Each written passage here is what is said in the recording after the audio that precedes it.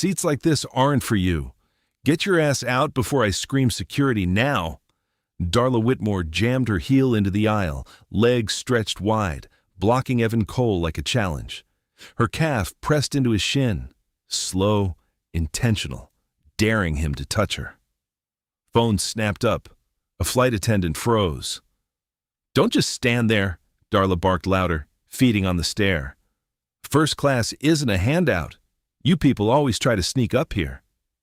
Evan said nothing. He stood still while the supervisor fumbled with boarding passes, and Darla narrated her victimhood to strangers. She had no idea she was humiliating the man who controlled the $500 million contract, her husband's company. Couldn't survive without.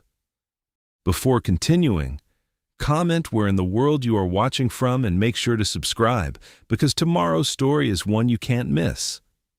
Evan Cole stood motionless in the first-class aisle of Flight 2174. His leather briefcase held steady at his side. The morning sun streamed through the airplane windows, highlighting seat 2A, his assigned seat, which was currently occupied by a woman who hadn't bothered to look up from her phone. "Excuse me," Evan said quietly. "I believe you're in my seat." The woman, Darla Whitmore, slowly raised her head. Her perfectly manicured fingers tightened around her phone as she gave him a dismissive once-over. Despite his impeccable charcoal suit and silk tie, she curled her lip. "Seats like this aren't for people like you," she said. "Go find the back where you belong." The cabin seemed to freeze. A passenger across the aisle lowered his newspaper. Someone, a few rows back, whispered, "Oh my God." The soft clicks of phone cameras being activated peppered the tense silence. Evan maintained his composure, though his jaw tightened almost imperceptibly. He reached into his jacket pocket and withdrew his boarding pass. "My seat assignment is 2A. I'd be happy to show you my ticket." Darla let out a harsh laugh. "Cute forgery. You people always try this." She shifted in the seat, making herself more comfortable. "I fly first class every week. I know exactly who belongs here and who doesn't." A young flight attendant hovering nearby twisted her hands together, clearly uncomfortable. Her name tag read, Jessica. She glanced between Evan and Darla, then down at her passenger manifest. "Sir," she began hesitantly. "Let me just verify."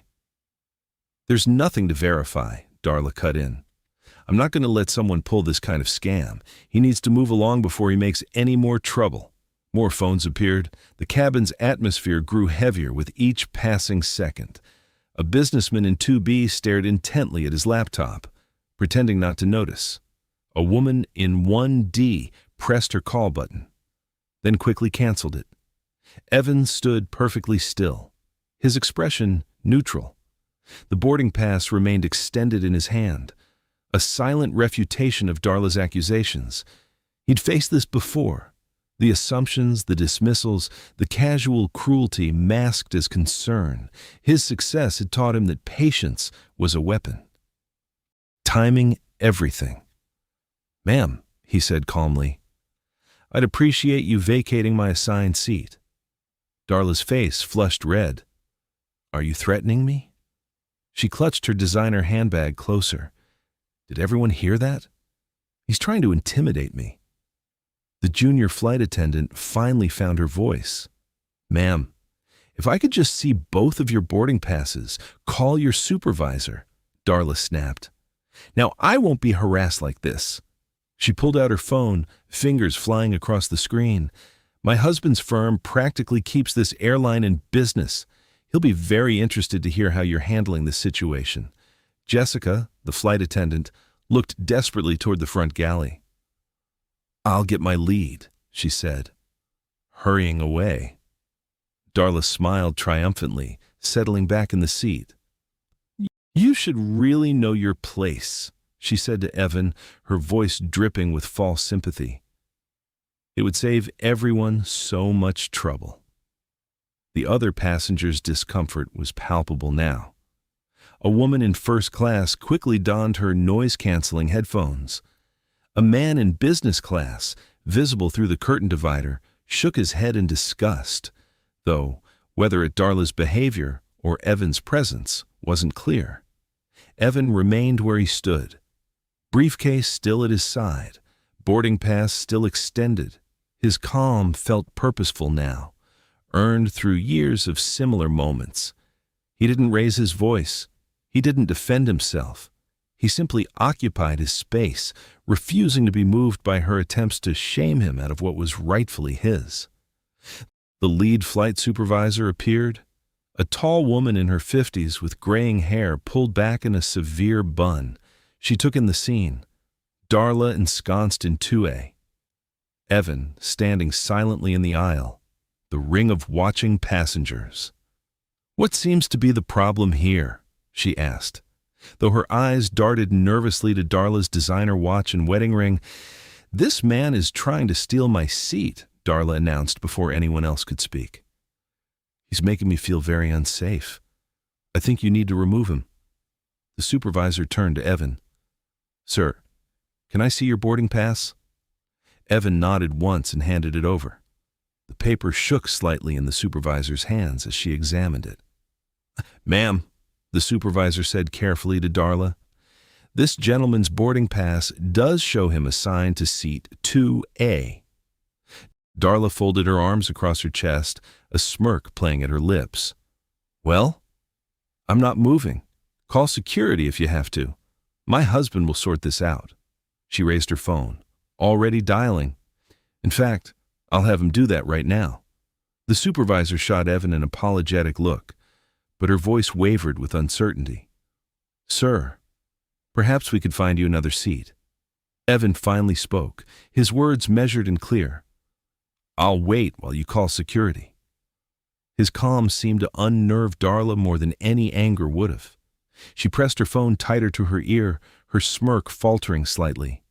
"That's right," she said loudly into the phone, though no one had answered yet. "Some man is trying to cause trouble on my flight. You'll want to handle this quickly." The supervisor lifted her hand to her radio, calling for backup as Darla settled deeper into seat 2A, radiating smugness and certainty that the system would, as always, work in her favor.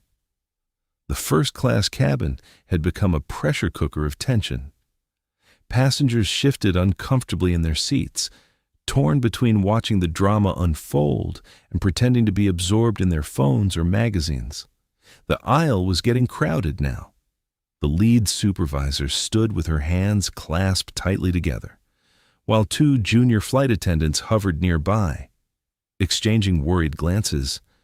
"I've double-checked the manifest," the supervisor said, her voice barely above a whisper. She held up both boarding passes. "Mr. Cole is the assigned passenger for seat 2A.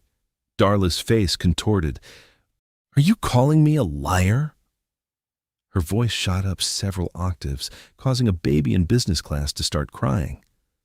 "This is absolutely ridiculous. I've never been treated so poorly in my life." She jabbed her manicured finger toward Evan, who hadn't moved from his spot in the aisle. "This man has been intimidating me since the moment he walked on board. He's trying to bully me out of my seat.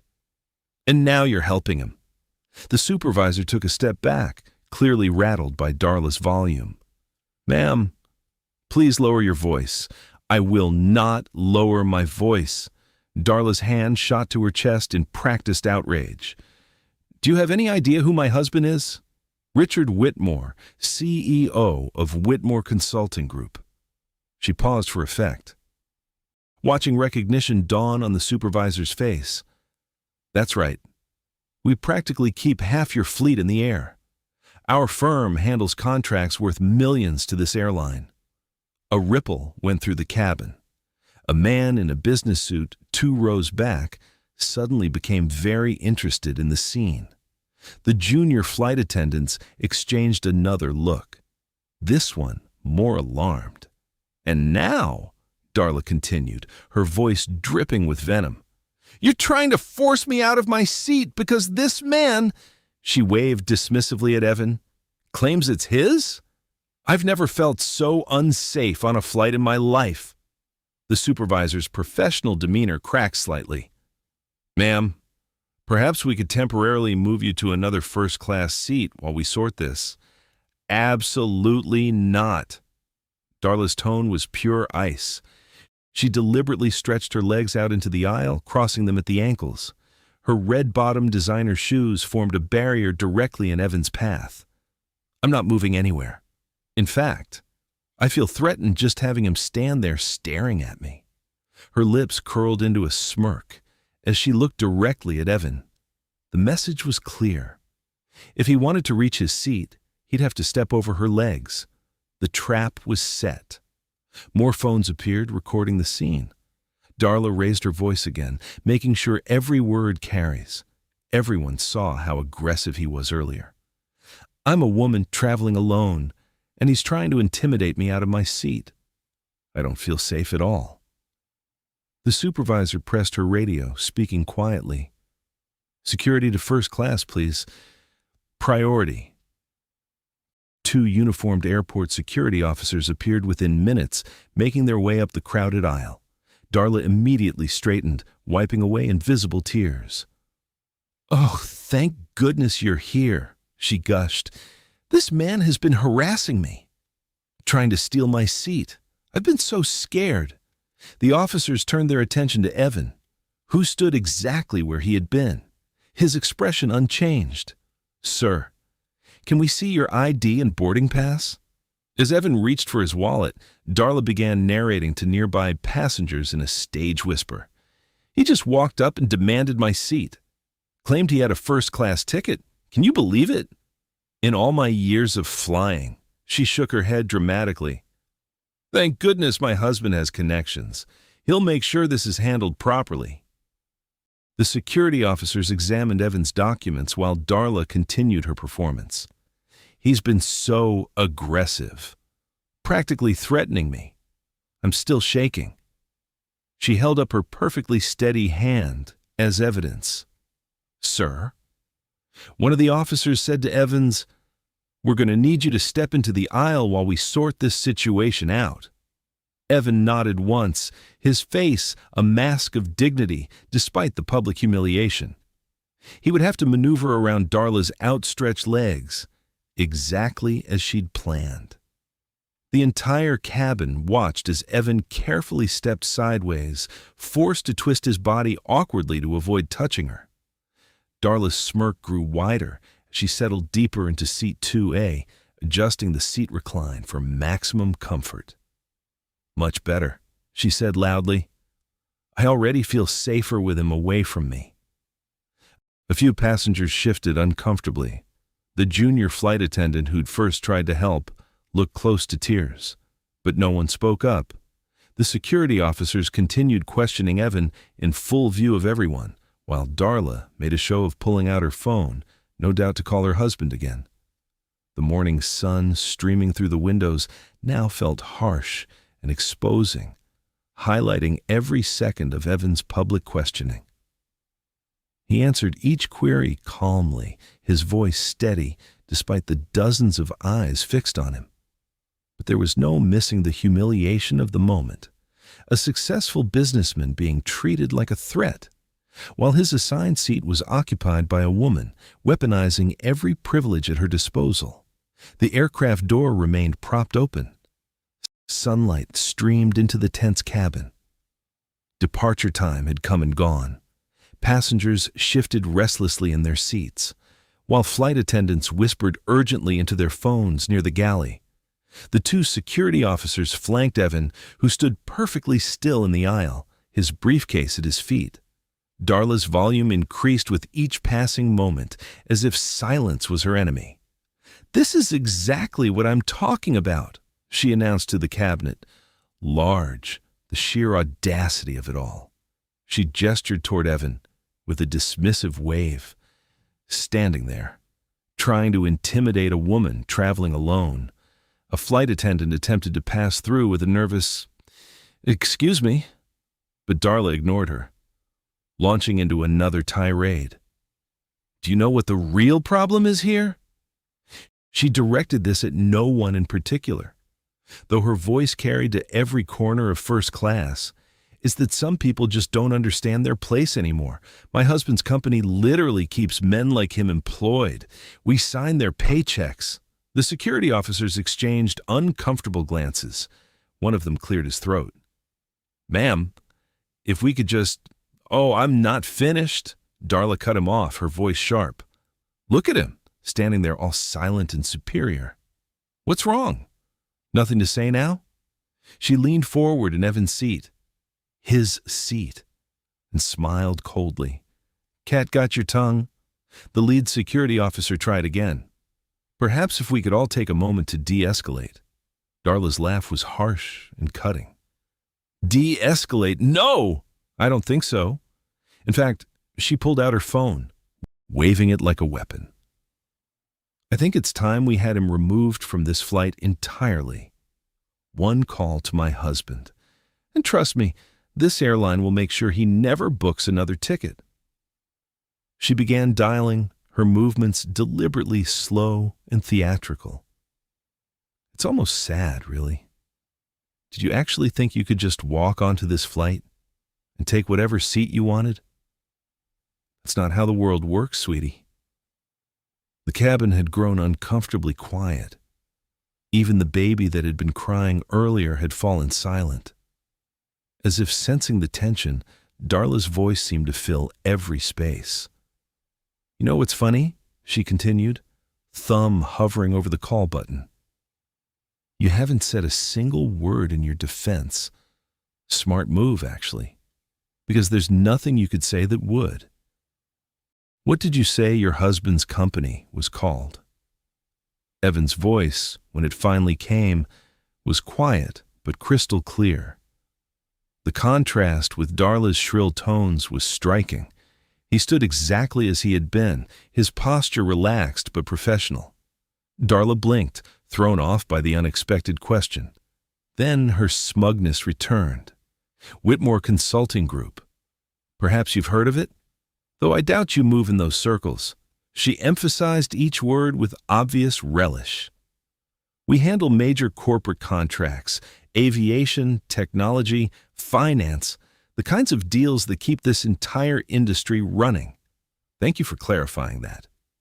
Evan's tone remained measured, almost gentle.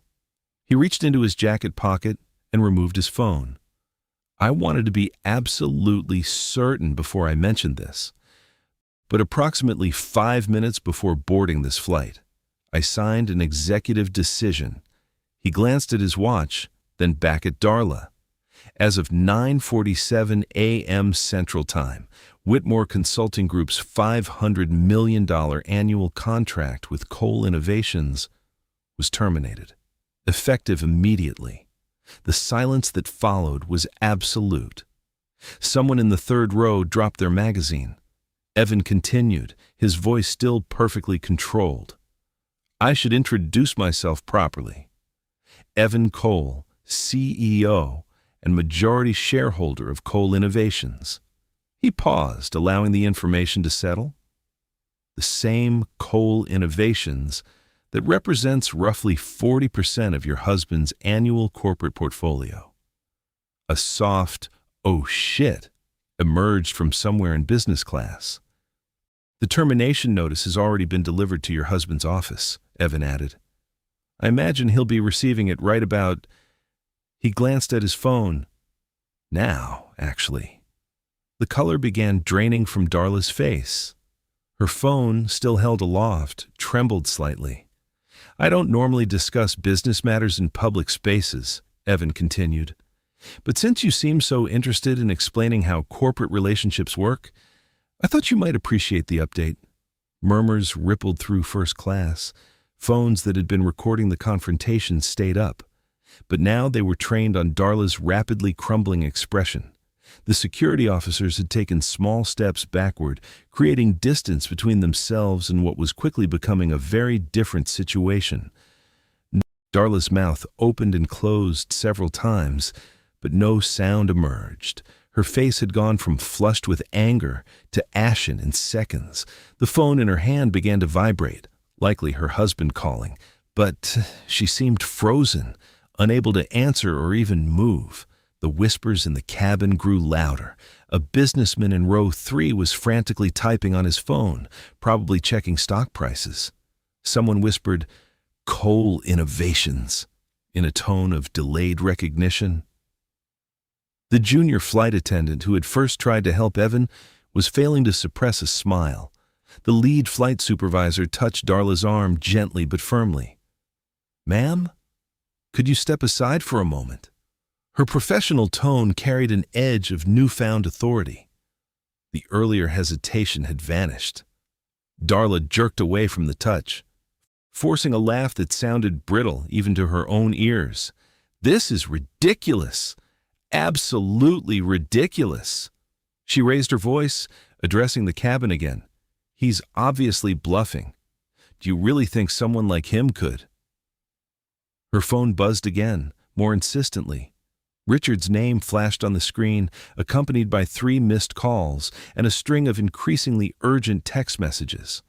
Darla's fingers trembled as she swiped to read them. "I need a moment," she announced to no one in particular, her voice catching. "This is all just a misunderstanding." The supervisor turned to Evan. "Sir, would you mind taking your seat temporarily while we sort this out?" She gestured to seat 2A, his legitimate seat, with pointed emphasis. "Of course." Evan moved past them with fluid grace, setting into the leather first-class seat as if the last 15 minutes hadn't happened. He removed a laptop from his briefcase and opened it. The picture of calm productivity.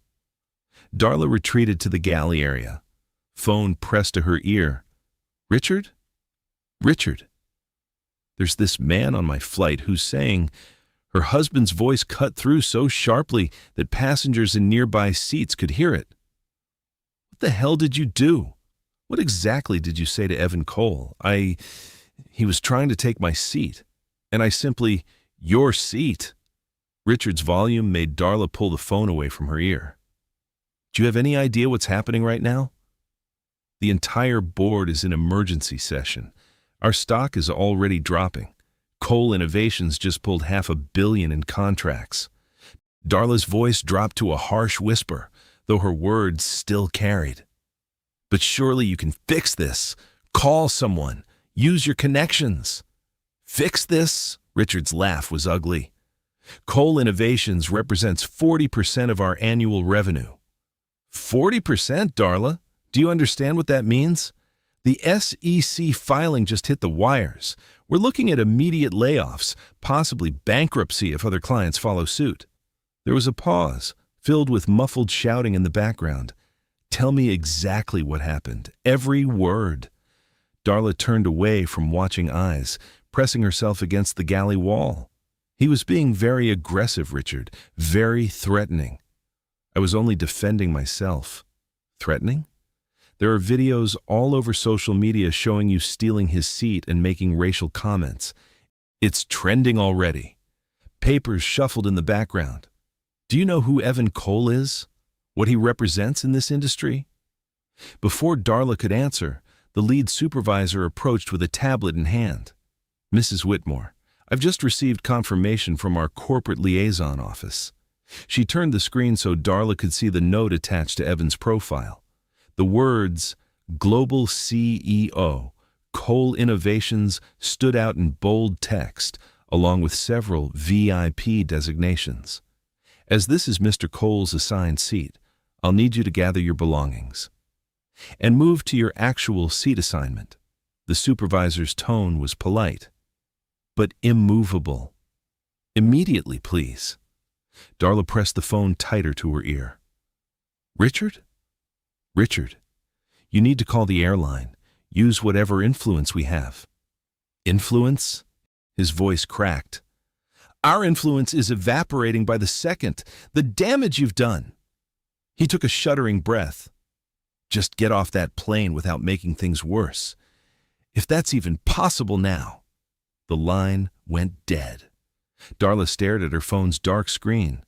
Her carefully maintained composure cracked. Her hands shook as she gathered her designer handbag and carry-on items. The walk back to her assigned seat felt endless, each step accompanied by the soft clicks of phones recording her retreat. She avoided looking at Evan as she passed, but she could feel his presence, calm, unmoved, radiating quiet power that made her earlier assumptions seem catastrophically foolish. The seat she'd been assigned, 3C, felt like a punishment now. Every passenger who caught her eye quickly looked away, their judgment palpable. The lead supervisor made one final announcement. "Ladies and gentlemen, we apologize for the delay. We'll be closing the aircraft door momentarily to begin our departure procedures." The heavy door sealed with a decisive thunk, trapping them all together in the pressurized cabin. Darla sat rigidly in 3C, her breathing shallow, her thoughts racing. The humiliation burned through her, transforming into something darker with each passing second. She could feel her social capital dissolving. Imagine the text messages and social media posts already circulating through her carefully curated network. Her gaze fixed on Evan's profile, visible just ahead across the aisle. He was reading something on his laptop, his expression neutral. Apparently, he was unconcerned with the chaos he'd unleashed in her world. The sight of his composure made something twist inside her. This wasn't over. It couldn't be over. The flight attendants began their safety demonstration, but Darla didn't see them. Her eyes remained locked on Evan, burning with quiet fury. She had built her life on social power, the ability to make or break others with a word, a snub, a carefully placed rumor. Now that power lay in shambles, but she still had Richard's resources, his connections, his influence.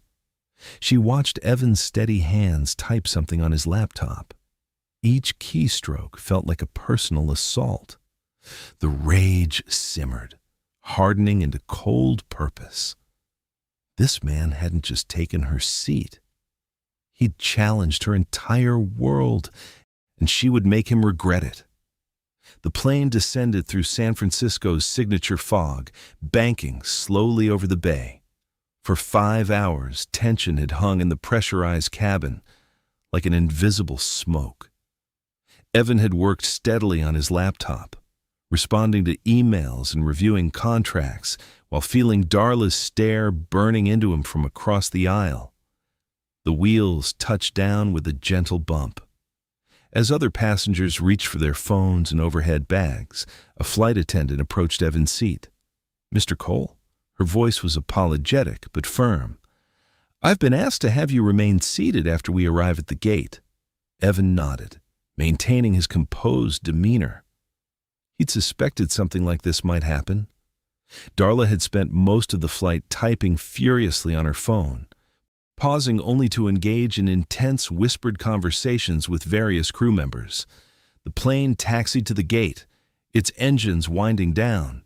As the seatbelt sign dinged off, 2 uniformed airport security officers boarded through the front door.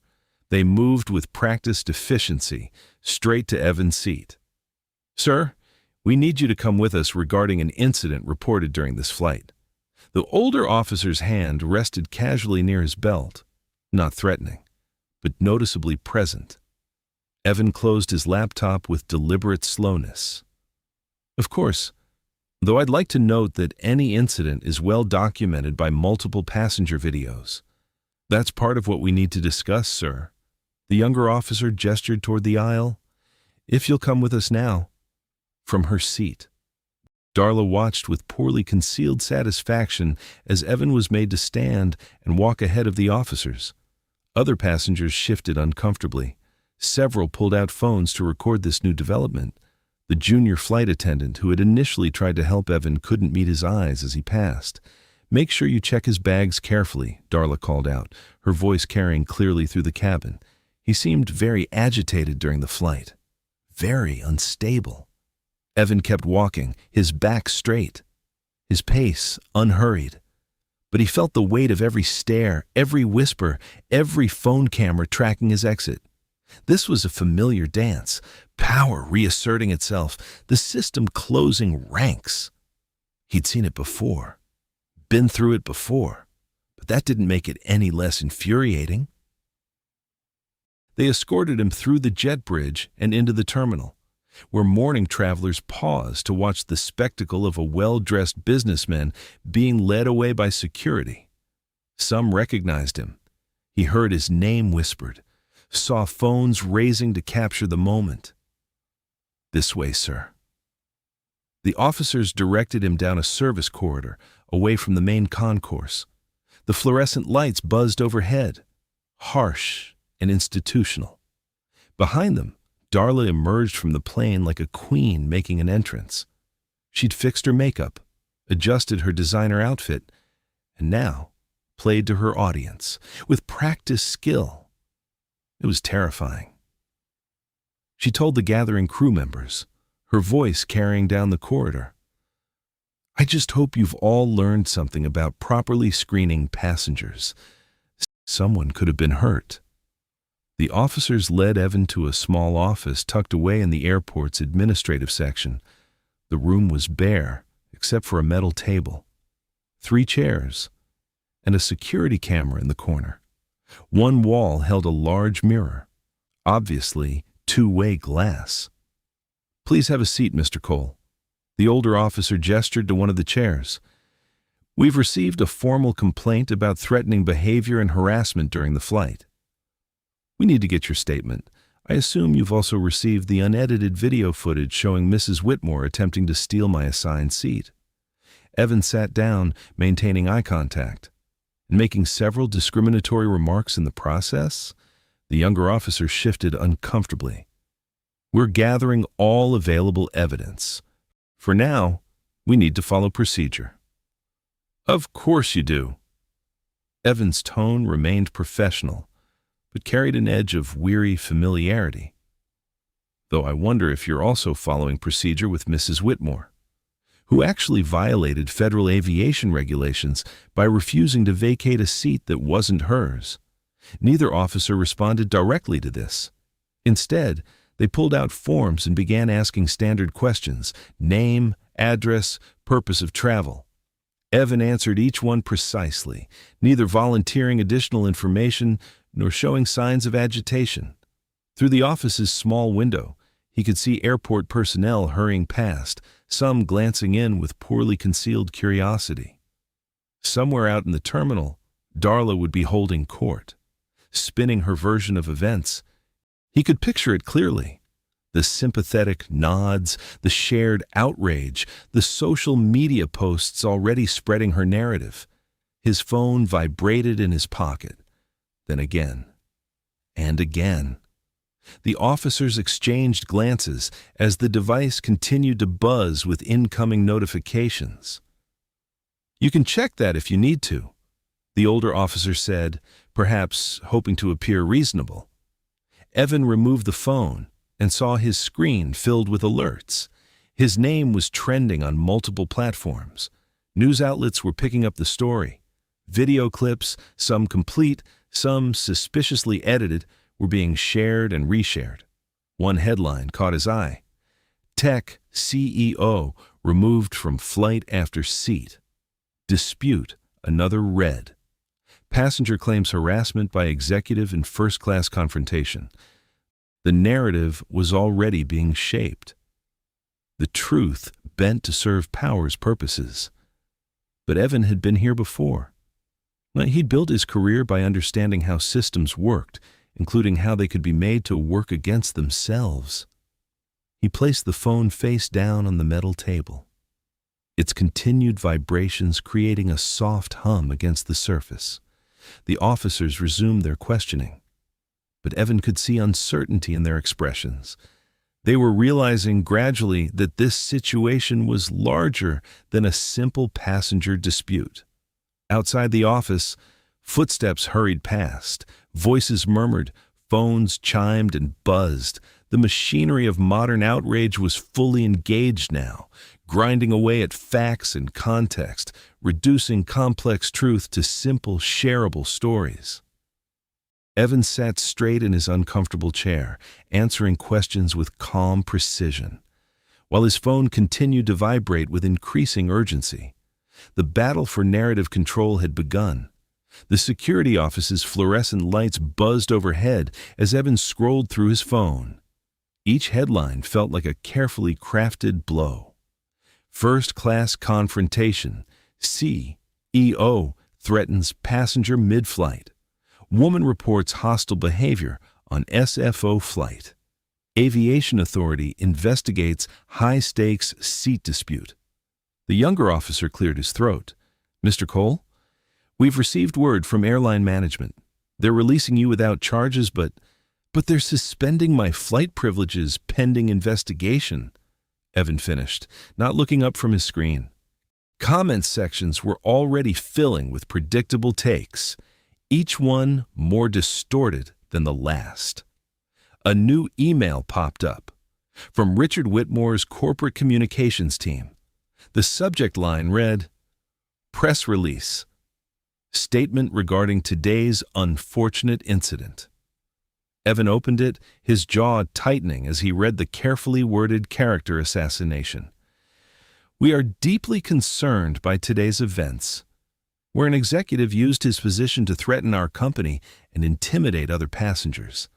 This behavior has no place in modern business or civil society." The memories surfaced unbidden. 10 years ago, a luxury car dealership, assuming he was lost. 5 years ago, being asked to show extra ID at a private banking event where he was the keynote speaker. 2 years ago, watching a board member's surprised expression when he walked in to lead the acquisition meeting. "Sir?" The older officer's voice pulled him back. "You're free to go. But the airline has requested you exit through the service corridor." For everyone's comfort, Evan stood, straightening his jacket. Of course, heaven forbid anyone be made uncomfortable. His phone rang, his legal counsel's direct line. He answered while gathering his belongings. "Evan? I'm seeing the coverage. Richard Whitmore's people are moving fast. They've got 3 PR firms spinning this, and I know," Evan interrupted, voice low and controlled. "They're playing their usual game, but not this time." He paused, choosing his words carefully with the officers still present. "Remember that contingency file we prepared? The one marked pattern recognition? The documentation of their discriminatory contracting practices? Yes, but hold it. For now, let them throw their punches first." Evan followed the officers into the service corridor. Its concrete walls are sharp contrast to the terminal's polished surfaces. "Get the team ready." But no responses yet. This isn't a sprint. His counsel understood. They'll try to bury you in bad press, paint you as unstable, dangerous. "Let them," Evan said, remembering Darla's smug expression when security first approached him. "They think they know how this game works." They don't. They emerged into the loading area where a black car waited, arranged by his office. But a reporter had somehow found him. A young woman with a microphone already raised. "Mr. Cole, is it true you threatened violence over a seat assignment? Do you often use your company's contracts as weapons?" Sources say Evan kept walking, maintaining his dignified pace. More memories flickered. The first time he'd been followed by store security. The neighbor who'd called police when he was checking his own mailbox. The investor who'd asked to speak to the actual CEO during his first funding round. His phone buzzed again, the airline's official statement. "We take all passenger safety concerns seriously.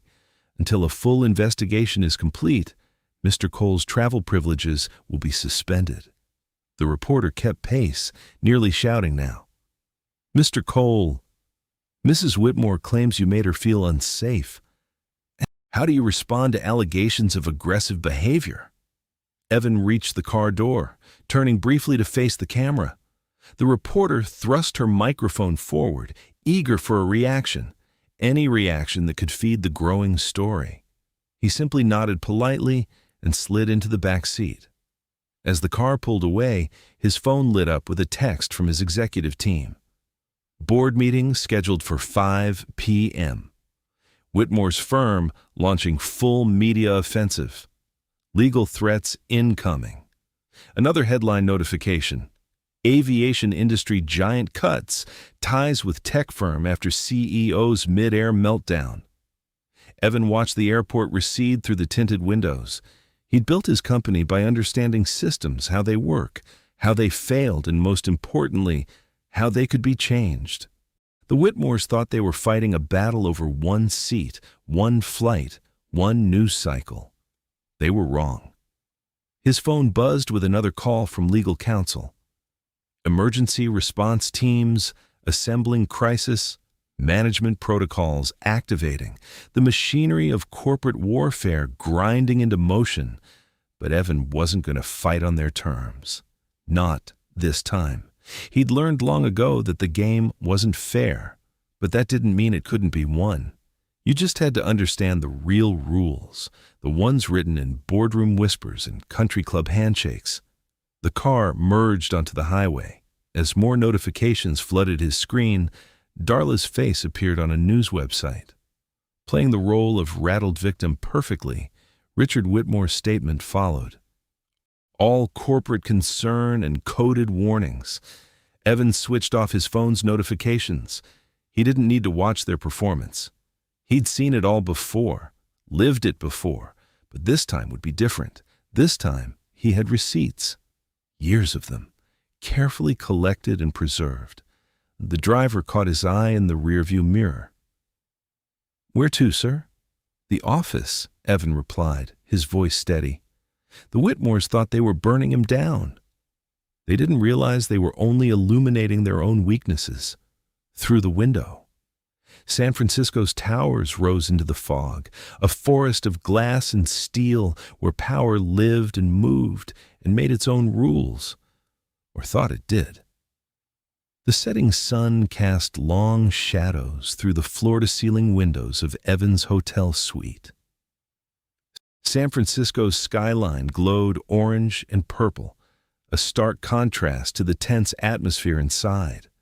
His temporary command center hummed with urgent activity. Laptops open, phones buzzing, team members speaking in hushed, focused tones. Sandra Chen, his head of communications, stood by the window with her tablet. The edited clip hit Twitter 20 minutes ago. It's already at 2 million views. She turned the screen toward Evan. The grainy footage showed only the final moments, him standing over Darla. His words about the contract, stripped of context, they cut everything before it. Marcus Thompson, his chief legal officer, noted from the suite's dining table, now covered in documents. No racial comments, no seat theft, nothing about her blocking the aisle. Just you, standing, making what they're calling a financial threat. Evan loosened his tie, watching the city lights flicker to life. And the board? Nervous, Sandra admitted. Chairman Davis called twice. He's worried about shareholder reaction, especially with the quarter ending next week. She scrolled through her notes. 3 major partners have requested emergency meetings. Whitmore's people are working the phones hard.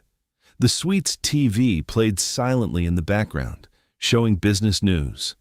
Darla's face appeared, carefully composed, tissues in hand. The caption read, "Passenger speaks out." I was terrified. Marcus muted the sound before Evan could hear her voice. "They're playing this perfectly," he said.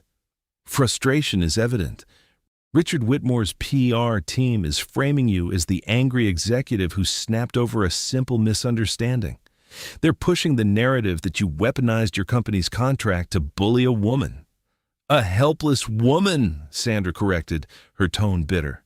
They're leaning hard into that angle. The airline's social media is being flooded with demands for action. Evan's phone buzzed, another board member expressing concerns about optics. He set it face down on the coffee table.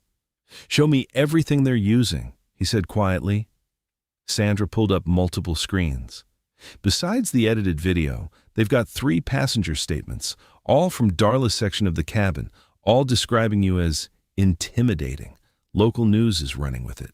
Business press is starting to pick up the story. Richard Whitmore released another statement an hour ago. She read from her tablet. While we respect healthy business competition, using economic leverage to threaten and coerce is unacceptable. We stand firmly with my wife, who endured a frightening encounter that no passenger should face. Marcus snorted. Frightening encounter. That's rich. It's working, though, Sandra pointed out. Comments are running 10-1 against us. The airline's investigation is trending toward a permanent ban. We're losing. The narrative. Evan walked to the window, watching the last rays of sunlight disappear behind the bay. Then let's change it. He turned to face his team. Sandra, how many passengers were recording? At least 6 that we could see, maybe more. And the airline's internal footage? Marcus answered. Multiple angles. We've already submitted formal requests through legal channels. Speed it up, Evan said. Call in whatever favors we need. I want every second of unedited video, from boarding to diplaning. He paused, considering. And get me the passenger manifest, first class and adjacent rows. Sandra was already typing. Looking for witnesses? Looking for truth, Evan corrected. Someone besides Darla's friends must have seen everything. Find them. His phone buzzed again. Chairman Davis, a 3rd time. Evan let it ring. There's more, Marcus said, pulling up an email. Whitmore's firm just filed a civil suit. They're claiming emotional distress, business interference, and defamation. They're asking for an emergency injunction to prevent us from discussing the incident. Of course they are, Evan said, his voice steady. They want to control the story. Keep us quiet while they shape public opinion. Sandra looked up from her tablet. Evan, I have to ask, are you sure you want to fight this? We could issue an apology, claim mutual misunderstanding, offer to reinstate their contract. The board would support that approach. The question hung in the air. Outside, the city's lights twinkled like stars, each one representing thousands of people, who would soon judge this moment. The easy path was clear. Back down, apologize, move on. Let Darla have her victory. Let Richard protect his wife's reputation. Let the system work, as it always had. Evan thought of every time he'd stayed quiet, every slight he'd endured with professional politeness, every coded comment he'd pretended not to hear. He thought of younger people watching this unfold, learning the same bitter lessons he'd learned. No, he said finally. No apologies. Not this time. He turned to his team. Sandra, Torsdes Forskning. No, activate every media contact we have. I want them ready when we move. Marcus, prepare response filings, not just to their suit, but for regulatory complaints. This goes beyond one incident. His phone lit up with a text from Sandra's social media team. 3 passengers confirmed willing to share full videos. 2 more considering, waiting for contact from others. Evan nodded. Good. But we wait to release anything until we have it all. No partial truths. When we move with everything. The city hummed below, millions of lives intersecting in countless ways, somewhere out there. Darla was probably giving another interview. Richard was probably meeting with lawyers. And the carefully constructed narrative was probably spreading further. Let them think they were winning. Let them believe their edited clips and tearful interviews would be enough. Let them trust in the same old systems that had always protected them. His phone buzzed one final time. Confirmation that a 4th passenger had agreed to share their unedited footage. Sandra's team was already coordinating collection. Marcus drafted subpoenas for the airline's security feeds. The pieces were falling into place. Night settled fully over San Francisco, the city's lights now bright against the darkness. In hotels and homes across the bay, People watched edited clips and read slanted headlines, forming opinions based on carefully crafted lies. But truth had a way of emerging, one unedited frame at a time. The city lights cast a soft glow through the hotel suite windows as Evans settled into the leather armchair. His laptop screen illuminated his face, showing 16 faces in the video conference grid. His complete legal response team, assembled from across 3 time zones. The first unedited video dropped 30 minutes ago. Jessica Martinez, his social media director, reported. Her window showed a bustling war room behind her. It's already at 500,000 views. The second and third recordings followed 5 minutes apart. On another screen, Twitter analytics painted a clear picture. The hashtag, Our Darla Whitmore Lied, was climbing rapidly. Public sentiment graphs showed a dramatic reversal. Play the cabin footage again, Evans' lead counsel requested. I want to ensure we've properly cataloged every interaction. The main screen switched to high-definition video shot from 3 rows behind. The timing couldn't have been better. A passenger had started recording the moment Darla first challenged Evan. Her voice rang clear through the laptop speakers. Seats like this aren't for people like you. Go find the back where you belong. The footage continued, uncut and damning. Every dismissive gesture, every racial undertone, every moment of calculated aggression played out in perfect clarity. When it reached the part where she deliberately blocked the aisle with her legs, several team members shook their heads in disgust. The airline's internal cameras confirm everything, Marcus reported, sharing his screen to show multiple angles. We have complete coverage from 4 different security feeds. There's no room for misinterpretation. Sandra's window lit up as she joined the call. CNN just picked up the story. They're running the full footage at the top of the hour. Fox Business and MSNBC have both requested statements. Evan watched the reaction metrics climb. Comments flooded in. This is disgusting behavior. She knew exactly what she was doing. Justice for Evan Cole. His phone buzzed. Chairman Davis again, but this time with a different tone. Saw the full video. The board stands with you. Whatever you need. The airline just issued their statement, Marcus announced, sharing a screen. Following review of complete footage from the flight 2387. We acknowledge that seat assignment protocols were not properly followed. We are conducting a thorough investigation of all parties involved. We regret any inconvenience to our valued passengers, neutral enough to avoid legal exposure, Evans' counsel noted, but clear enough to distance themselves from Darla's version. Sandra's team shared more metrics. The edited clip that had dominated early coverage was now being thoroughly debunked. Aviation forums dissected every frame.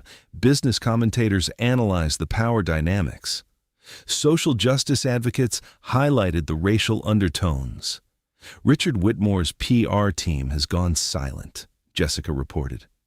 Their last tweet was 40 minutes ago, before the unedited footage emerged. Evan allowed himself to relax slightly.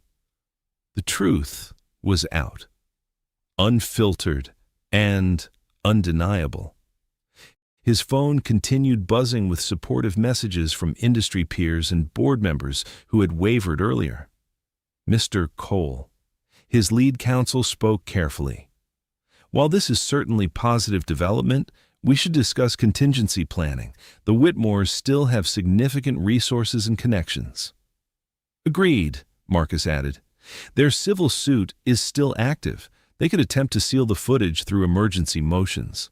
Sandra's window highlighted as she spoke. We are also tracking unusual activity on financial forums. There might be attempts to pressure your stock price or spook investors. Richard Whitmore doesn't accept defeat easily. The lead counsel continued. He's built his reputation on never backing down. We should expect escalation. Possibly in ways we haven't anticipated. Evan nodded, studying the cascade of supportive comments still flowing across his screen. What's our next move? We maintain position, but stay alert. his counsel advised. Document everything. Monitor all channels. Keep our response teams on standby through the night. The next 12 hours are critical. The team continued coordinating for another hour. Legal preparations, media monitoring protocols, security measures. Every possible angle needed coverage. Every potential vulnerability required protection. As the call wound down, Sandra shared one final update. Your approval ratings are at record highs. The public is firmly on your side. Even the early critics are walking back their statements. Stay focused, Evan reminded them. This isn't about popularity. It's about accountability. The video windows closed one by one as the teams signed off to their respective assignments. Evan sat in the dimming room, watching the truth continue to spread across social media. His phone had finally stopped buzzing. The crisis apparently paused for the night. The suite felt eerily quiet after hours of constant activity. Outside, San Francisco's lights still twinkled, but the city's rhythm had slowed to a gentle pulse. Evan stood by the window, reflecting on the day's whirlwind of events, from the confrontation on the plane to the attempted character assassination to this moment of apparent vindication. He walked through the suite, powering down monitors and closing laptops. The wall of screens that had dominated his afternoon went dark one by one.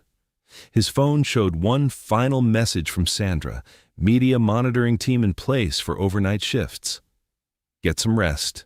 Evan moved through his evening routine methodically, checking doors, reviewing his schedule for tomorrow, setting his alarm. The day's tension slowly ebbed as the suite grew darker. He reached for the last light switch, his hand pausing briefly as he surveyed the quiet room.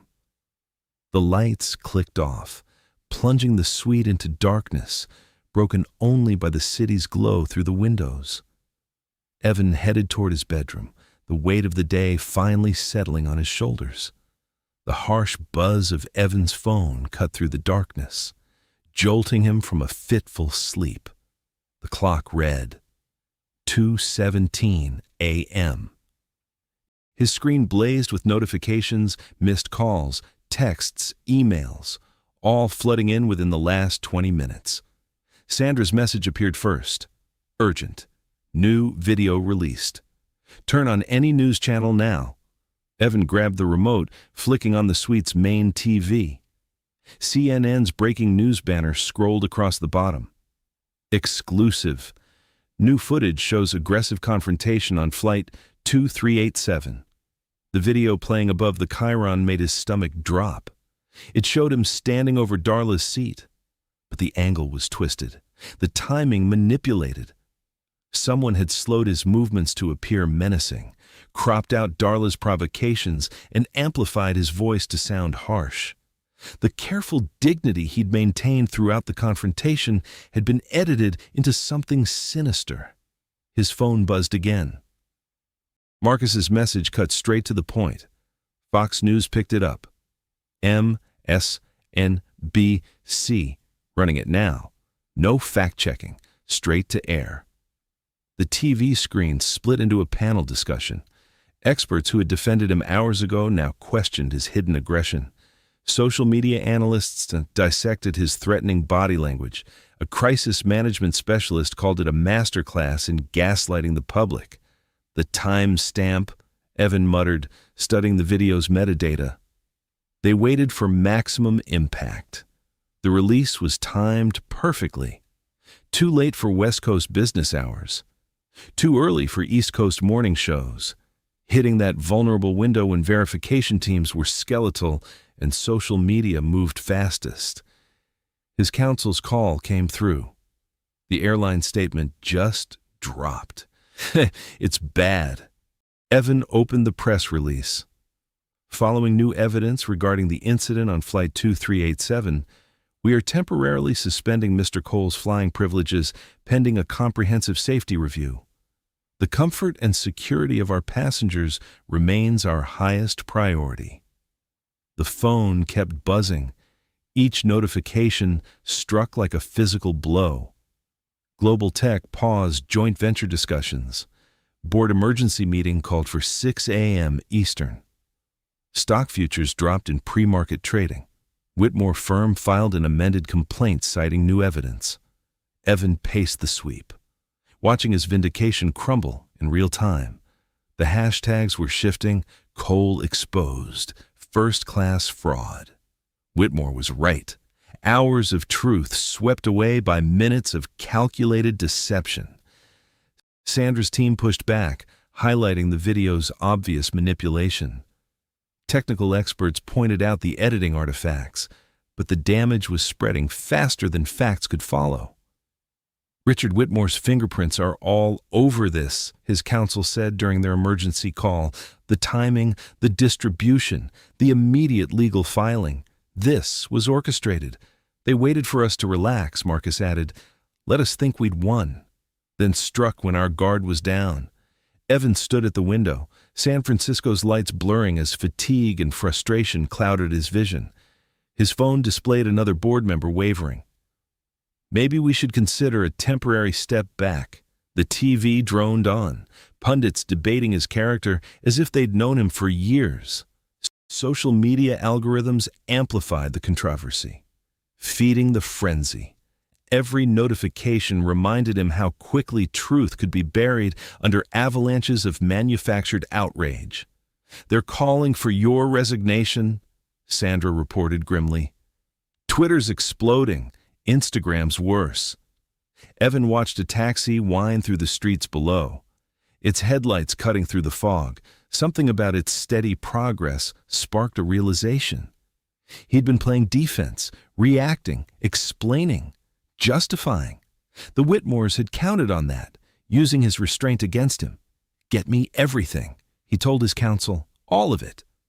Now, everything, the full dossier on Richard's firm. Every discriminatory complaint, every buried settlement, every instance where money bought silence. I want his entire history of making problems disappear. His team paused, understanding dawning in their silence. The airline's internal emails, too. Evan continued, there's security footage, employee statements, passenger manifests. If they're choosing sides, let's see exactly how that decision was made. That's aggressive, his counsel warned. Once we start down that path, they chose the path, Evan replied. They chose it the moment Darla decided my seat belonged to her. Everything since has been calculated. The complaints, the edited videos, the coordinated pressure. They're not trying to win an argument. They're trying to erase me. His phone buzzed again. Another partner wavering, another headline questioning his integrity. But the notifications felt different now. Each one strengthened his resolve. Mr. Cole Sandra ventured. This could get very ugly. It's been ugly since the beginning, Evans said. I just wasn't fighting back hard enough. He turned from the window, facing his team through the video call. No more reactions, no more explanations, no more hoping truth speaks for itself. We're done playing their game. The city stretched out below, millions of lights twinkling in the darkness. Somewhere out there, Richard and Darla Whitmore probably felt secure in their victory, certain their power and privilege would shield them as it always had. Evans studied the skyline, his reflection hardening in the glass. The time for defense was over. Now they would learn what real consequences felt like. His phone lit up with another wave of notifications, but he didn't bother checking them. Those messages belonged to the old narrative, the one where privilege always won, where money bought truth, where power meant never facing accountability. That narrative was about to change. Through the window, dawn's first hint began bleeding into the night sky. Evan stood motionless, watching light touch the horizon. The city was waking up to their version of events. But he would decide how this story ended. The suite's desk lamp cast a harsh glow across stacks of documents as Evan reviewed the final package. His laptop screen showed 4:47 a.m., but exhaustion had given way to sharp focus. 3 folders lay open before him, each representing a different warhead in the arsenal his team had assembled. Folder 1, the complete record raw security footage from multiple angles, unedited phone videos from 6 different passengers, audio recordings of Darla's calls to airline staff, timestamps, metadata, and authentication certificates. Everything needed to expose the deliberate manipulation of tonight's viral clip. The technical analysis is conclusive, Sandra confirmed through the video call. We can prove exactly how they doctored that footage. Every edit, every manipulation folder too. The paper trail. Hundreds of internal emails from Richard Whitmore's firm, obtained through disgruntled employees and legal discovery. Messages ordering the PR assault. Strategy memos plotting retaliation. Communications with friendly media outlets coordinating the hit pieces. Richard wasn't careful, Marcus noted. He assumed power meant never having to hide his tracks. The arrogance is stunning. The emails painted a damning picture, Richard orchestrating a campaign to destroy Evan's reputation.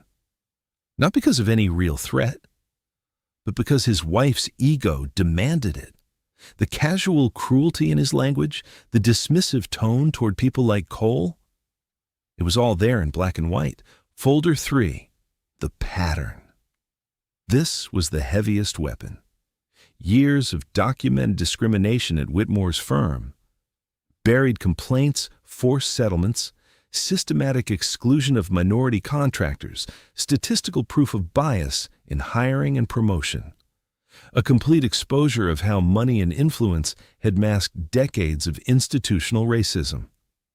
This goes beyond one incident. Evans' counsel explained, "It's a pattern of behavior they've paid millions to hide. Once this breaks, others will come forward." Evans studied the release schedule on his screen. The package would hit simultaneously across multiple channels, major media outlets, financial regulators, congressional oversight committees, shareholder groups, social media platforms, industry watchdogs. Every recipient would get the full dossier, not carefully curated pieces. The truth would flood every channel at once, overwhelming any attempt at damage control. "The timing is critical," Sandra emphasized. "We release at 9 a.m. Eastern. Markets opening, morning shows live, maximum visibility." Evan nodded, scanning the final checklist. His team had prepared this contingency from the beginning, understanding that people like the Whitmores never stopped at one attack. The package had been ready, waiting for the moment when half measures would no longer suffice.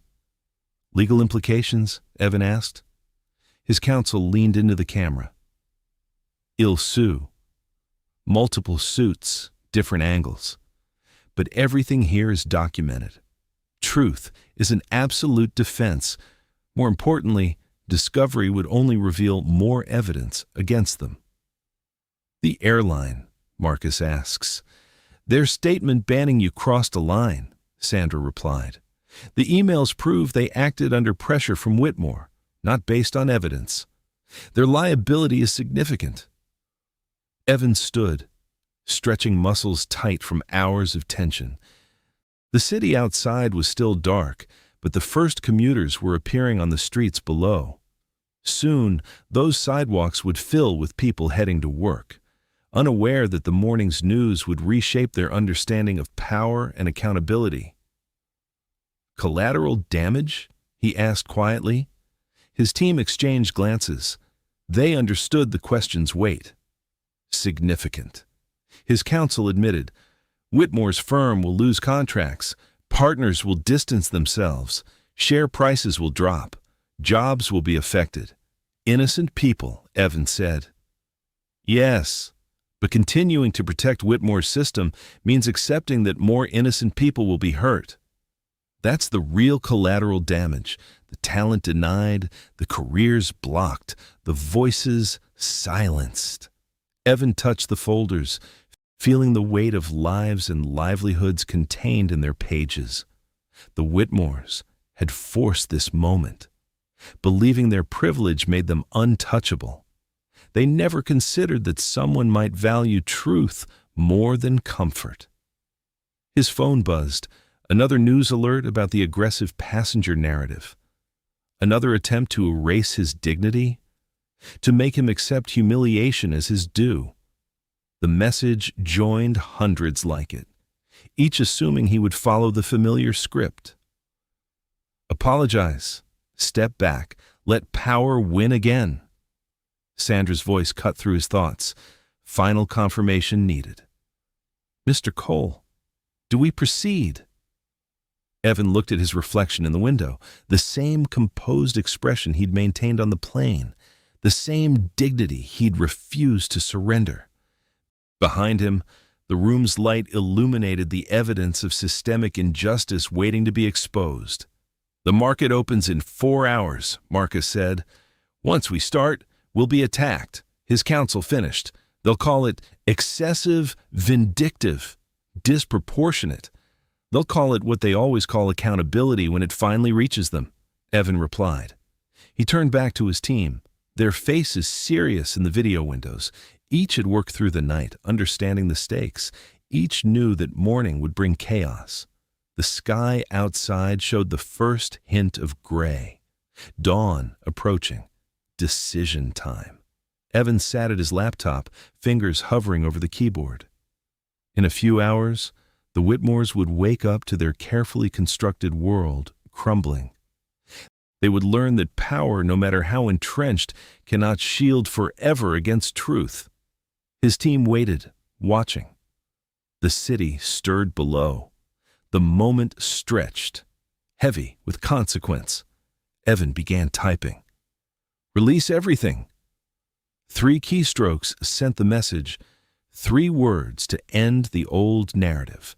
The clock showed 5:13 a.m. Sunrise was coming. Evan sat motionless in his leather armchair, the first rays of sunlight streaming through the hotel suite's floor-to-ceiling windows. His phone vibrated continuously against the side table, each notification marking another detonation in the carefully orchestrated release.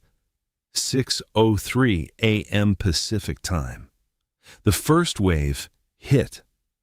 The unedited cabin footage spread across social media platforms like wildfire.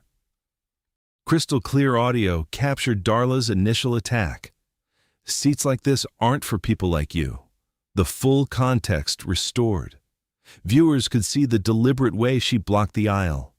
Her smirk as security approached Evan instead of her. Comment sections exploded, retweets multiplied exponentially. His laptop screen filled with updating feeds. Major news sites began replacing their overnight stories with urgent updates. The crawling headlines shifted tone. Developing.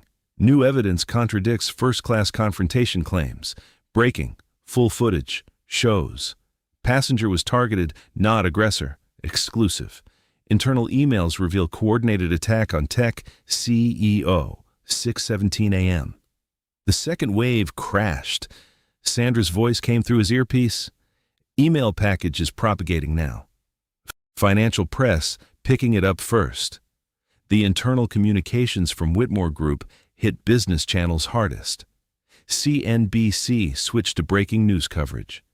Analysts began parsing Richard's explicit instructions to bury Cole and make the story stick. Market watchers noted the timestamp on Richard's first retaliatory email, sent before the plane had even pushed back from the gate. Evan watched the scrolling tickers react in real time. Whitmore Group, 4.2% pre-market. Trading halted, WMG, pending news. Airline shares tumble on discrimination allegations, 6:31 a.m. The regulatory hammer fell. Confirmation from SEC, Marcus reported through the conference line. They've received the full documentation, same from the FAA regarding airline compliance issues. Major financial news sites posted alerts about multiple agencies launching preliminary reviews. The story was metastasizing beyond a simple passenger dispute into questions of corporate governance and regulatory compliance. Evan's phone rang, his board chairman. He let it go to voicemail. This wasn't the time for discussion. The truth needed no defense.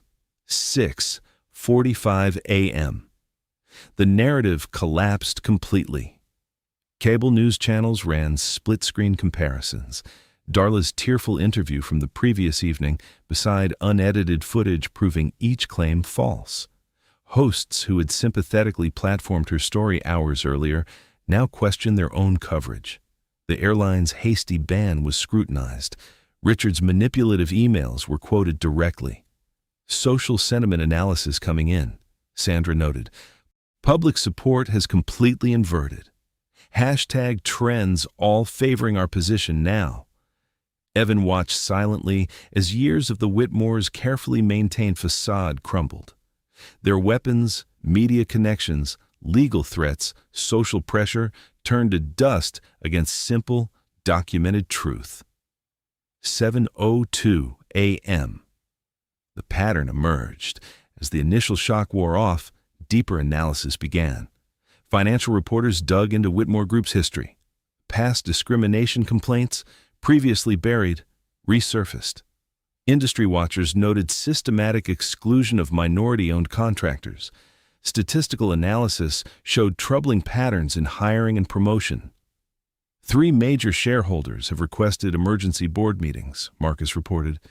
Whitmore Group's chief counsel is trying to reach us through back channels. Evan sipped his now cold coffee, remembering countless boardrooms where he'd been mistaken for support staff. How many others had faced the same assumptions, the same barriers? The evidence now flooding inboxes and newsrooms told that larger story. 7:18 a.m. The damage spread. The airline issued a new statement suspending all contracts with Whitmore Group pending review.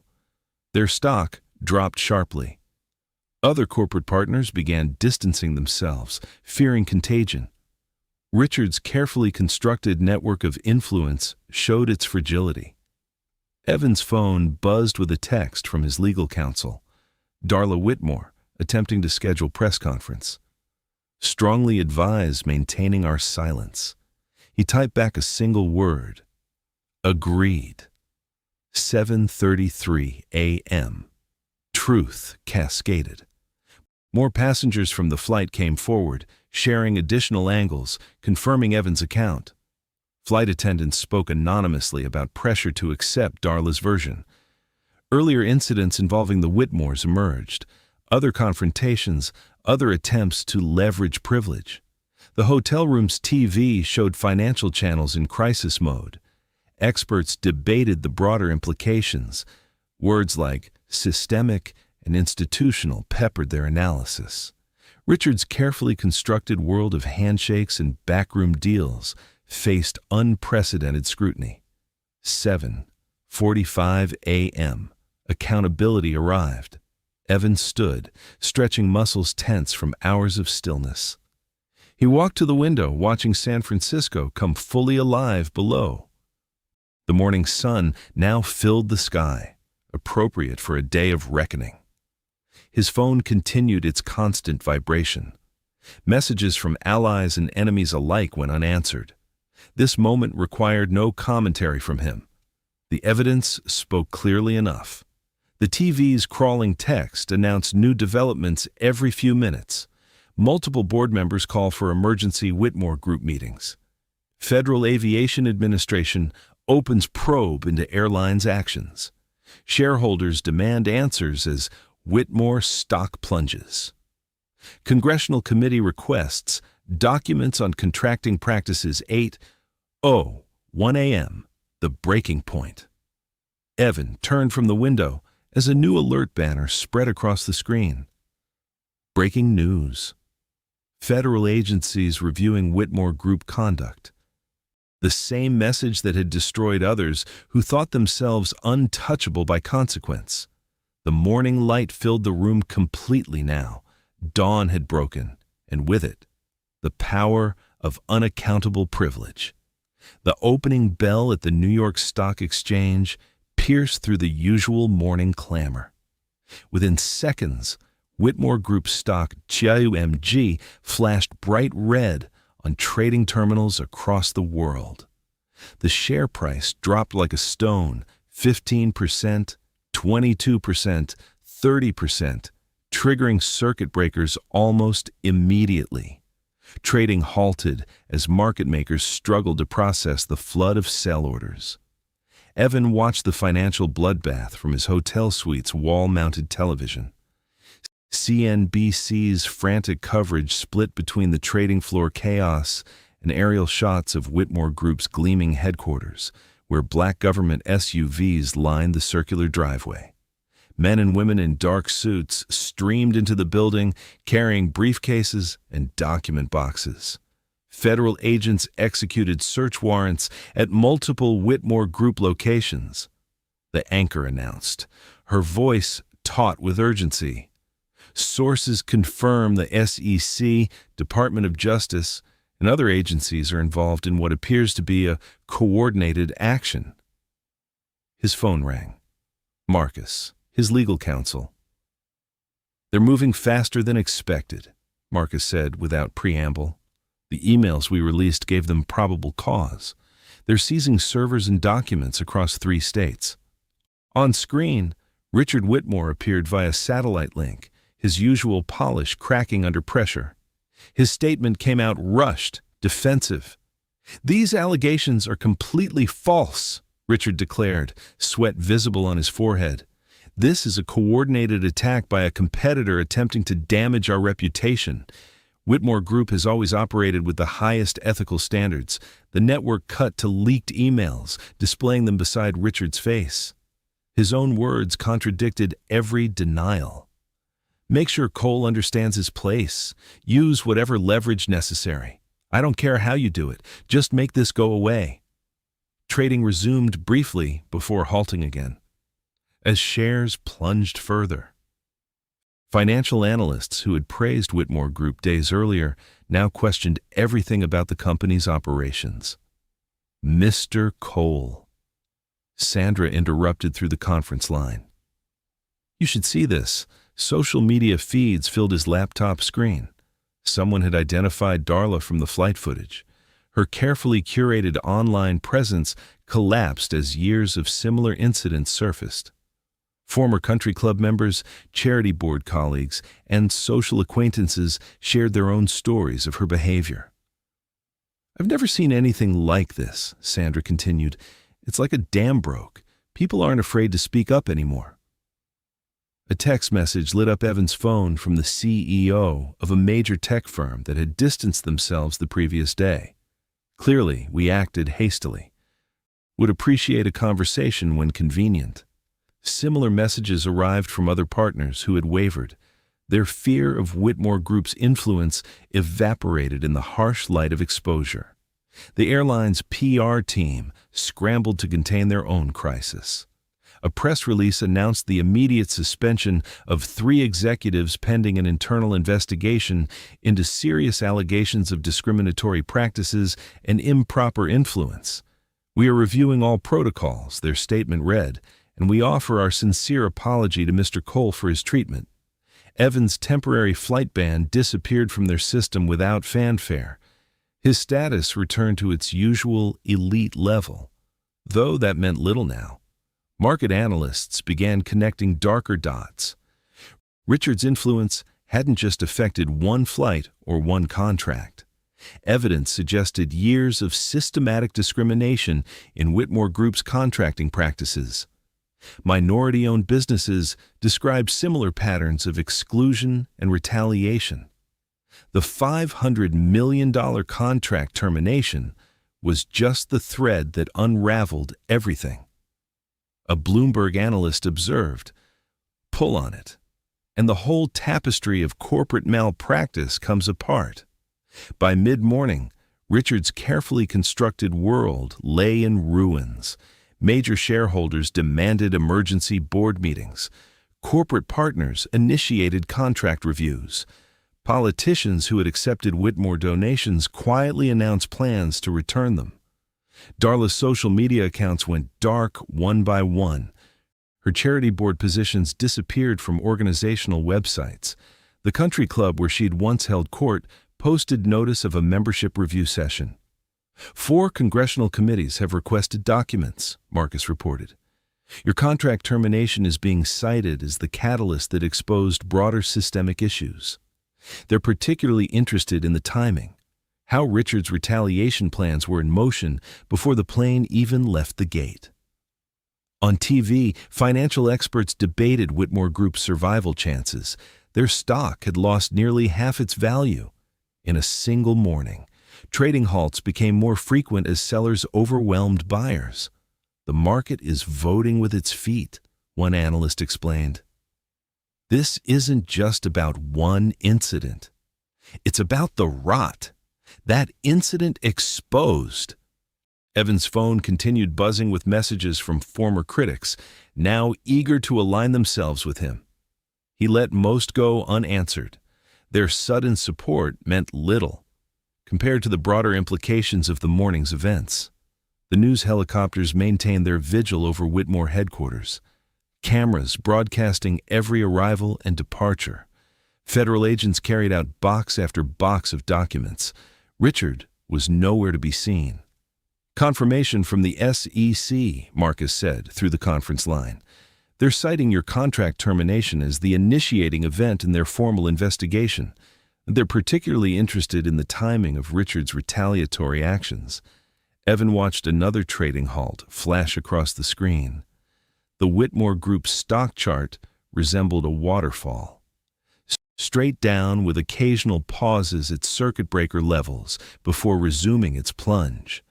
The morning's events had transformed a single act of resistance into something far larger. Each new revelation spawned more questions, more investigations, more unraveling of carefully hidden truths. The afternoon sun streamed through the hotel's glass facade, casting long shadows across the polished marble floor of the Four Seasons lobby. Evan stood near the concierge desk, confirming details for his departure flight. When a commotion near the entrance caught his attention, Darla Whitmore burst through the revolving doors, her designer outfit wrinkled and her normally perfect hair askew. Her mascara left dark smudges beneath her eyes, and her hands trembled as she clutched an expensive leather handbag. The composed socialite who had demanded his removal from first class was gone, replaced by someone coming apart at the seams. Mr. Cole. Her voice cracked as she rushed toward him, heels clicking frantically across the marble. "Please, I need to speak with you." Hotel security moved to intercept her, but Evan raised a hand, signaling it was okay. He remained where he stood, calm and collected, as Darla approached. "Just 5 minutes," she pleaded, lowering her voice, though it still shook with desperation. "Somewhere private, please." Several hotel guests had stopped to watch, some discreetly raising phones to record. The morning's news had made Darla's face recognizable to millions. "The sitting area there will do fine," Evan replied. Gesturing to a cluster of leather armchairs partially screened by large potted plants, he had no intention of being alone with her, knowing she might claim anything had happened behind closed doors. Darla glanced nervously at the observers, but followed him to the chairs. Her designer purse slipped from her trembling fingers as she sat, spilling its contents across the floor. Lipstick, keys, and a phone with a cracked screen scattered around her feet.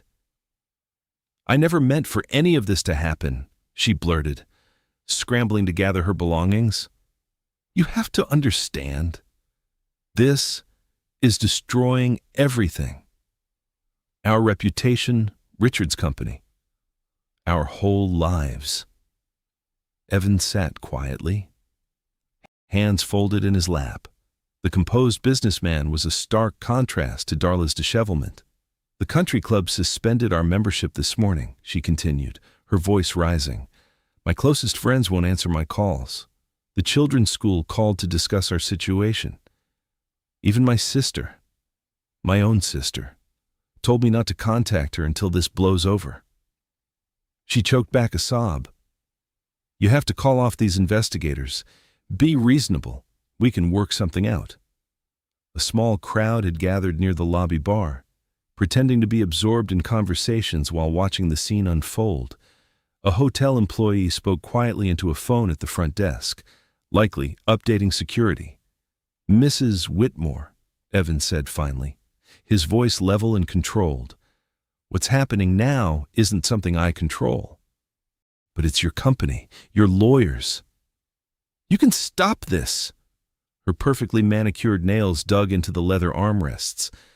No, Evan replied simply. I can't, and I wouldn't if I could.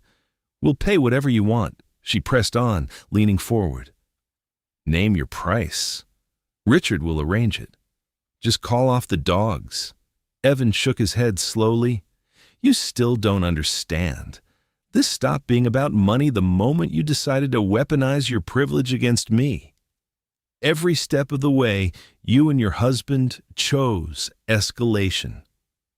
When I showed you my boarding pass, you mocked it. When the crew confirmed my seat, you called security. When I revealed the contract termination, you filed false complaints. When those failed, you tried to destroy my reputation. Darla's face crumpled. I was just protecting what's mine. No, Evan corrected her gently. You were enforcing what you thought you were entitled to. There's a difference. The seat wasn't yours. The power you wielded wasn't earned. The consequences you're facing now, those you earned. But it's not fair, she wailed. Mascara running freely now. We're losing everything. Like you tried to make me lose everything. Evan's voice remained steady, but there was steel beneath the calm. The federal investigators, the SEC, the congressional committees. They're not acting on my behalf. They're responding to evidence of years of discrimination and corruption. Evidence your husband's retaliation brought to light. A television mounted above the lobby bar showed fresh footage of federal agents leaving Whitmore Group's headquarters with more boxes of documents. The ticker below displayed the company's stock price still falling. Please, Darla whispered, her voice small and broken. I'll apologize publicly. I'll do anything. That's the problem, Mrs. Whitmore. You're only sorry because you got caught. You're not sorry for what you did. You're sorry for the consequences. There's a difference there, too. She stared at him. Mascara-stained tears tracking down her cheeks. The carefully constructed facade of social superiority had crumbled completely, revealing the frightened, entitled person beneath. So that's it? She asked bitterly. You won't help us at all? The truth is helping you, Evan replied, standing smoothly. It's helping everyone who's ever been treated the way you treated me. Sometimes justice comes through consequences. Darla's shoulders shook with poorly suppressed sobs. Nearby guests openly recorded now, capturing the complete reversal of power from that moment on the plane. The woman who had smugly demanded Evan's removal was now publicly undone, while he remained composed and dignified. Through the lobby's windows, reporters had gathered on the sidewalk, alerted to Darla's presence by social media posts. Camera flashes sparked like lightning as she stumbled to her feet, clutching her disarrayed belongings. I hope you're satisfied, she choked out, but the words carried no weight now. Evan adjusted his suit jacket and checked his watch. Good afternoon, Mrs. Whitmore. He walked calmly toward the side exit, leaving Darla to face the waiting media gauntlet alone. The cameras captured everything, her tears, her disarray, and her complete humiliation. But Evan didn't look back. He had a flight to catch, and there was nothing more to be said. The airline's corporate headquarters gleamed in the late afternoon sun, its glass and steel facade reflecting the golden California light. Inside the main conference room, camera crews jostled for position as journalists filled every available seat. The tension was palpable. This wasn't just another corporate press event. Airline CEO Marcus Thompson stood at the podium, flanked by his executive team. Their usual confidence was replaced by visible discomfort. Behind them, a row of board members sat rigid in their chairs. At the center of the long table, Evan Cole sat composed in a perfectly tailored charcoal suit, hands folded calmly before him. "Good afternoon," Thompson began, his voice carrying through the microphone. "We're here today to address the deeply troubling events that occurred on Flight 23117, from Chicago to San Francisco."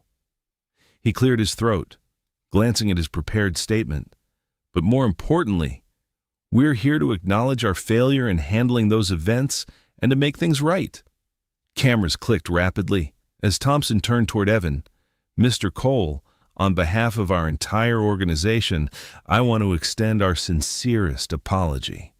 You were subjected to discriminatory treatment, false accusations, and public humiliation, first by another passenger and then by our own failure to properly investigate before taking action." The room fell silent as Thompson continued. "Effective immediately, we are formally reinstating Mr. Cole's flight privileges and elite status. Furthermore, we have initiated a comprehensive review of our incident response protocols, with particular emphasis on preventing discriminatory escalation." A reporter's hand shot up. "What about the crew members who sided with Mrs. Whitmore?" "The flight crew involved has been suspended pending review," Thompson replied.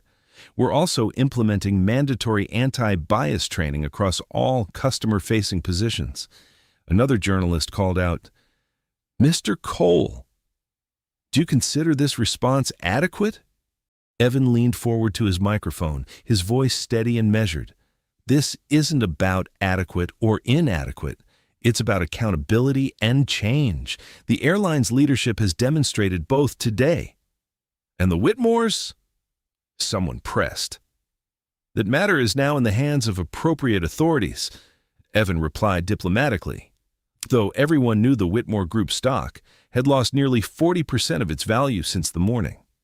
The airline's chief compliance officer stepped forward, outlining new policies, enhanced training protocols, clearer escalation procedures, and the formation of an independent passenger advocacy board. With each announcement, the story shifted further from personal conflict to systemic reform. In the second row, Evan's legal counsel nodded slightly. Everything was proceeding according to plan. Not revenge, but restructuring. Not humiliation, but change. "We've also received confirmation," Thompson added, "that our own board has approved a significant expansion of our diversity and inclusion initiatives, with Mr. Cole's company serving as a key advisory partner." This announcement sparked another flurry of questions. The partnership wasn't just symbolic, it was a multi-million-dollar commitment to substantive change. A senior reporter stood, addressing Evan directly. "Sir, your company's stock has risen 15% since this morning. Do you feel vindicated?" Evan adjusted his microphone thoughtfully. This was never about stock prices or personal victory. It was about standing firm when faced with injustice, about refusing to let power and privilege override dignity and truth. His words carried weight because they weren't delivered with anger or triumph, but with quiet certainty. The same composure he'd shown on the plane now commanded the room. But surely, another reporter pressed, "You must feel some satisfaction about the Whitmore's downfall." "What I feel," Evan replied, "is hope. That this incident serves as a reminder. Accountability isn't punitive, it's corrective. Change isn't revenge, it's progress." The press conference concluded with Thompson announcing immediate policy implementation. As cameras continued rolling, Evan stood and shook hands with the airline executives, a simple gesture that somehow symbolized the shift in power dynamics since that morning on the plane. In the lobby afterward, Evan's phone buzzed constantly with updates. The SEC had opened a formal investigation into the Whitmore Group. 3 major banks had suspended their relationships with the firm. Congressional committees were scheduling hearings. The system that had once protected the Whitmores was now dismantling their empire. "Your car's ready, Mr. Cole," a staff member announced. "We've arranged priority check-in for your return flight this evening." Evan nodded his thanks, gathering his belongings. Outside, the media crowd had thinned but not disappeared. They called questions as he walked to his waiting car. "Mr. Cole, any comment on Richard Whitmore's resignation? Has Darla Whitmore attempted to contact you again? What about the federal investigation?" Evan simply smiled politely and kept walking. He'd said what needed saying. The rest would unfold as it should. Later that evening, Evan approached his gate at San Francisco International Airport. The same terminal that had witnessed his humiliation hours earlier now buzzed with different energy. Passengers nudged each other, pointing discreetly. Some nodded respectfully, others smiled in quiet support. The gate agent stood straighter as he approached. "Good evening, Mr. Cole," he said. "We've upgraded you to first class. Complimentary, of course. Thank you." He replied simply, accepting his new boarding pass. As he walked down the jet bridge, flight attendants greeted him by name. Their respect was genuine, rather than procedural. Passengers watching his entrance saw not the man who'd been falsely accused and escorted off a plane, but the leader whose dignity had transformed a moment of injustice into a catalyst for change. In his seat, 2A again. Evan settled in quietly, neither broadcasting his presence nor hiding from it. A flight attendant approached with a glass of water. "Welcome aboard, Mr. Cole," she said warmly. "We're honored to have you with us." The first-class cabin hummed with pre-departure activity as passengers settled into their seats. Evan Cole sat in 2A, his assigned seat.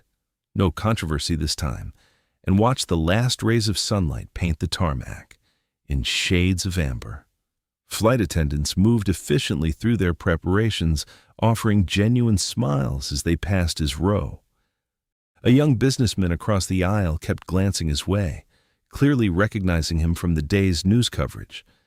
Evan maintained his usual composure, neither encouraging nor discouraging the attention. He'd learned long ago that true dignity wasn't about seeking validation or avoiding notice. It was about remaining steadfast in who you are. The cabin lights dimmed briefly as the aircraft systems cycled through their pre-flight checks. Evan's phone buzzed one final time before he switched it to airplane mode. The message was from his legal counsel. Whitmore Group board meeting ended. Richard's resignation effective immediately. Criminal charges pending.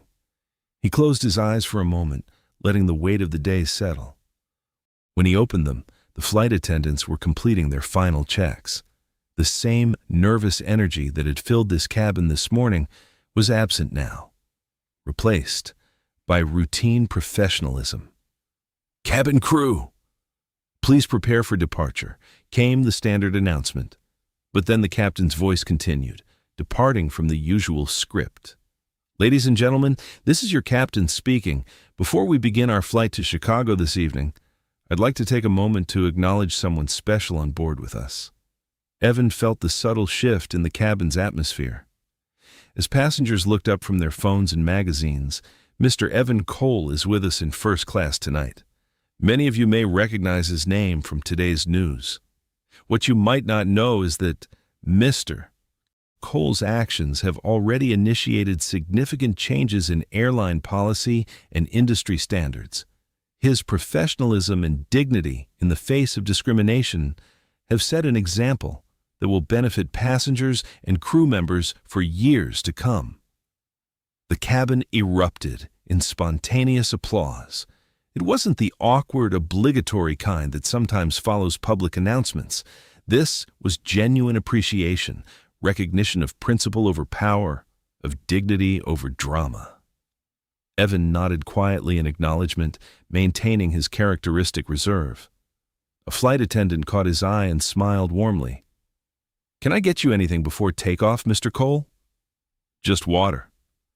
"Thank you," he replied, his voice carrying the same measured tone it had throughout the day's events.